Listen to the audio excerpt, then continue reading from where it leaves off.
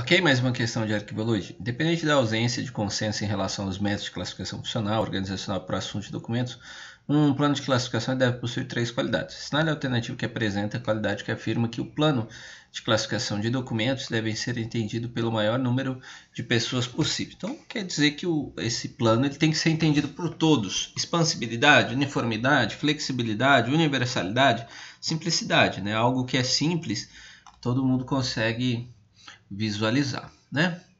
Então, simplicidade. No que diz respeito aos métodos de arquivamento em arquivos ativos e inativos, analise as assertivas e assinale a alternativa que aponta as corretas. 1. O método de arquivamento ele é determinado pela natureza dos documentos e pela estrutura da entidade. Sim, né? O método de arquivamento vai ter por base, com certeza, a natureza dos documentos e a estrutura da entidade. Isso chega a ser um pouco óbvio, né? 2. Os métodos de arquivamento são divididos em duas classes, básicos e padronizados. Isso, os métodos de classificação são básicos e padronizados. 3. Há dois grandes sistemas de arquivamento, direto e indireto. Sim, existe o direto e indireto. Então veja, tem duas classes e dois sistemas, tá? Direto e indireto. O que é o direto? Você vai lá na prateleira, por exemplo, né? Só para você visualizar. O indireto, não. Por exemplo, você vai na prateleira e tem os códigozinhos lá. O indireto, não. Você vai ter um índice. Primeiro você olha no índice, depois você vai procurar. Basicamente seria isso. 4. O método automático ele faz parte das classes dos básicos. Bom, aqui você teria que ter memorizado quais são os métodos básicos e padronizados. Qual é a técnica que eu uso? O básico eu lembro da GINA. Tá? Para mim, básico é a GINA. O que é GINA? Geográfico, ideográfico, N de numérico e A de alfabético. Tá? Então, o automático ele não é. Ele faz parte dos padronizados. Então, estaria correto a 1, a 2 e a 3. A 4 é o nosso erro, né? É o que nós estamos procurando. Para a organização dos arquivos ativos e inativos, devem-se levar em consideração o valor do documento, valorizando a sua finalidade ou tempo de vigência, baseando-se na classificação de documentos por seu valor. Assinale a alternativa correta. Então, aqui ele está falando de uma classificação por valor, pessoal. Essa classificação, a banca institutal CP tem essas coisas, cara. Você estuda por um material coerente e ela vem com a questão dessa. Mas não se apavore, na hora da prova não estava difícil de resolver essa questão. Por quê? Fala o seguinte, olha só. Primeiro você tem que focar no enunciado. O que ele quer? Uma classificação segundo o valor. Beleza, vamos lá para as alternativas. Os documentos são classificados em permanentes vitais, diários e temporários. Pô, não sei nada sobre o assunto, vou deixar em aberto. B. Os documentos classificados como permanentes vitais, pega o nome, permanente vital. Olha só, é forte esse nome. São aqueles que têm um valor de 1, 2 ou 5 anos. Pensa, um arquivo permanente vital durar apenas um ano, um pouco incoerente, então estaria errado. Tá? São considerados documentos permanentes, recibos, faturas, notas fiscais, folhetos, correspondência, entre outros. Então, quando ele abre esse entre outros, é quase tudo, né? E folheto, né? Estranho, marcaria fora. Livro de ata, livro de registro de ações e estatutos podem ser classificados como temporários.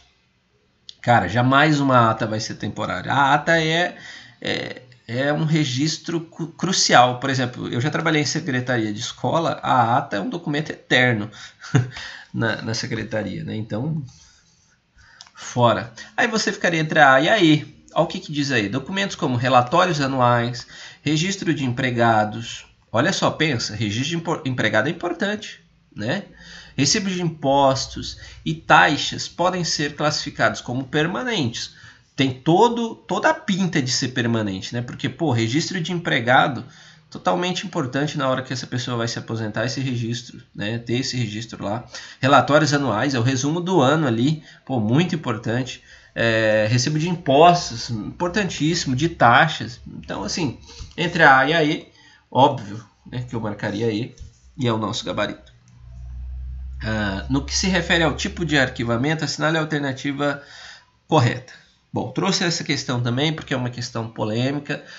A gente costumou trabalhar, né, e todos os professores praticamente de arquivologia só trabalham com essa divisão do ciclo vital ali da importância dos documentos, que é o corrente, o intermediário e vai para o arquivo permanente, né?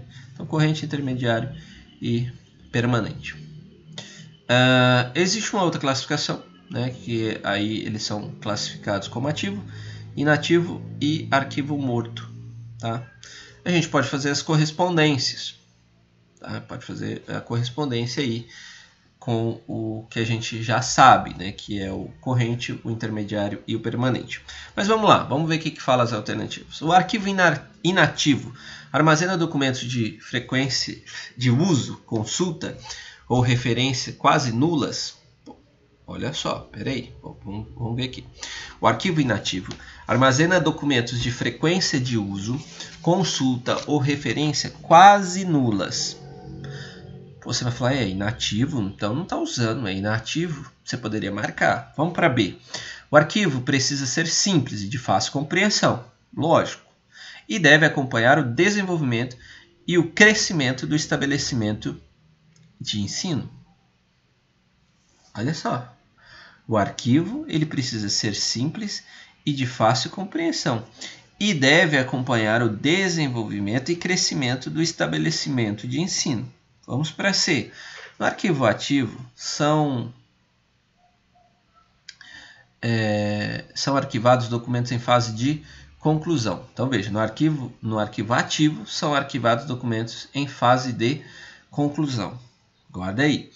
O arquivo ele deve representar condições mínimas de segurança. E o arquivo inativo ele mantém os documentos e papéis em uso, consulta e referência constante. Cara, que essas alternativas são horríveis, que banca maldosa. Aí a gente poderia, né? Vamos supor assim que você não sabia nada, nem que existia essa nova classificação. Essa aí daria para matar, porque o arquivo inativo, você está falando que é algo inativo, tá? E tem frequência, né, constante, pô, não tem lógica isso, né? Pô, eu marquei aí, era para só tirar, olha lá, já deu o gabarito, letra C. Aí é bom que a gente já discute isso aí.